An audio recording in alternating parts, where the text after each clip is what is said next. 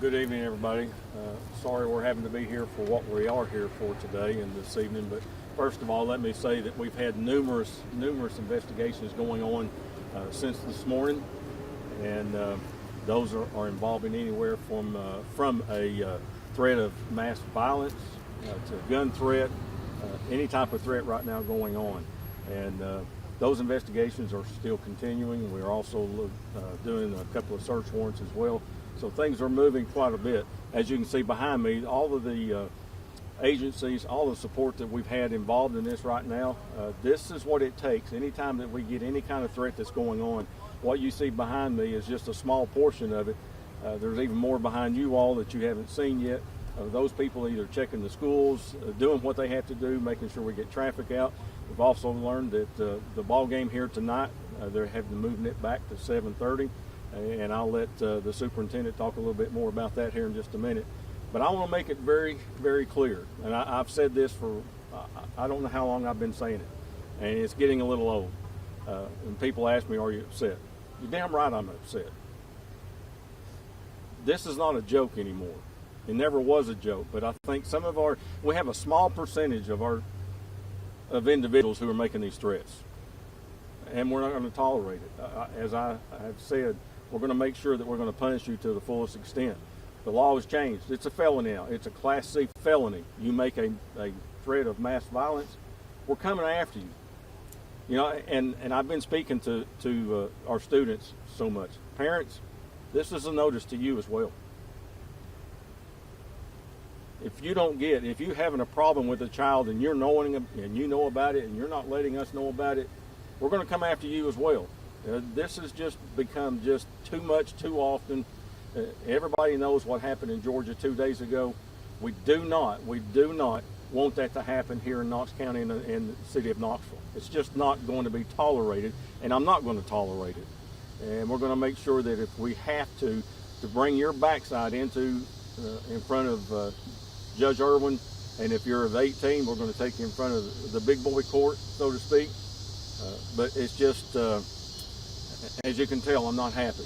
And I shouldn't have to be out here when we have a ball game that's getting ready to go on and parents and kids having a good time. It disrupts it.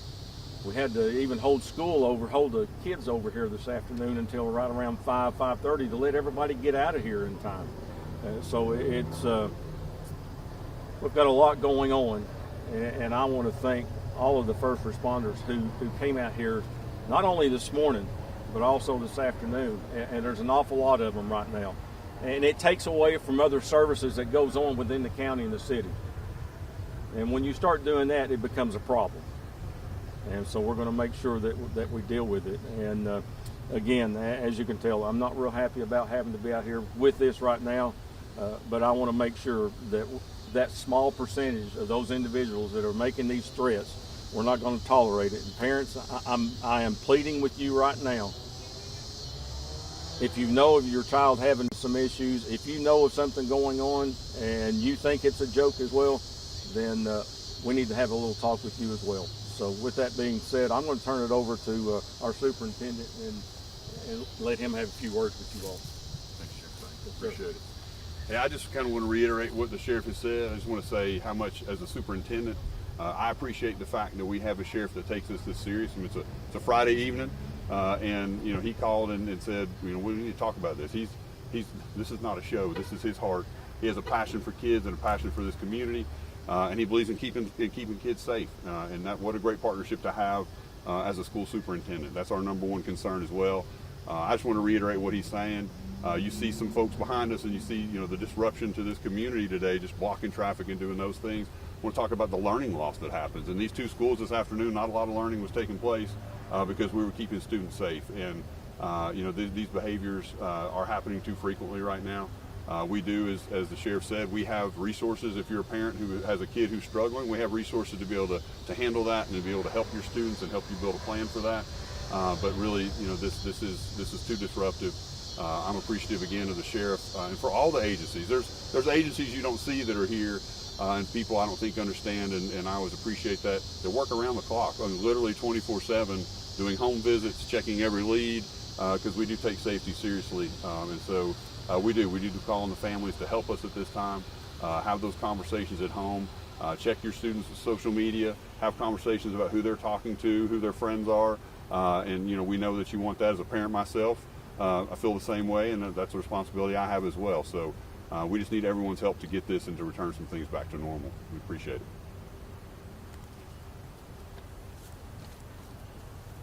Question? Yes. Yes.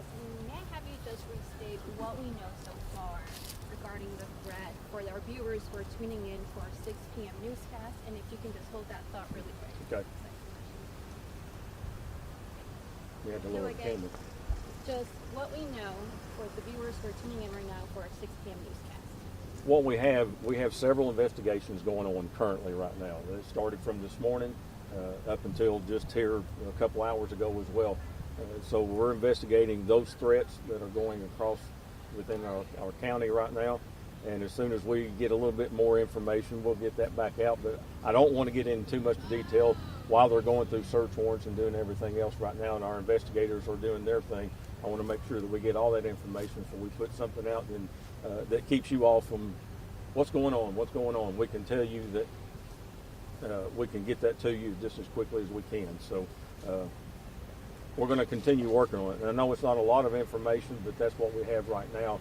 And it involves those things that I mentioned about the threat of mass violence. It also talks about the gun threat, things such as that. So we've got a few things going on right now. And then how long did it take the department to respond once they received tip or notice? Well, as soon as, just like with anything else, when we get that call right there, then our people are moving right then. As soon as dispatch gets that call or it comes into our office, then we're moving immediately. We're not waiting. We can't take a threat lightly right now, and we're not going to. And let me reiterate, it's a small number of individuals that are making these threats, and for the most part, our students are doing a great job, and we appreciate them, and we're going to make sure that that we acknowledge them of doing a great job for us.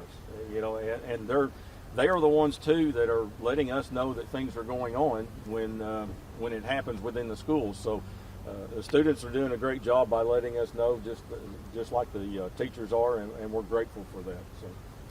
Would you consider this a copycat, a threat, obviously, from what unfolded earlier this week? I don't know that I'd call it a copycat, but it's just awful coincidental that what happened 2 days ago, and now we seem to have too many threats going on right now that, like I said, it takes away from the services that all of Knox County needs, and the support that stands behind me. All those people having to react and do the things that they do. What people don't understand is when it's an emergency, our officers are running emergency traffic, so it also makes it dangerous not only for the officers, but it also makes it dangerous for those people out here driving within that traffic. And then here you got rush hour Friday afternoon, makes it even more convoluted. So yeah, those things come into play, and I don't think some people think about that. Anything else? All right. We thank you all very much. Thank you. Thank you.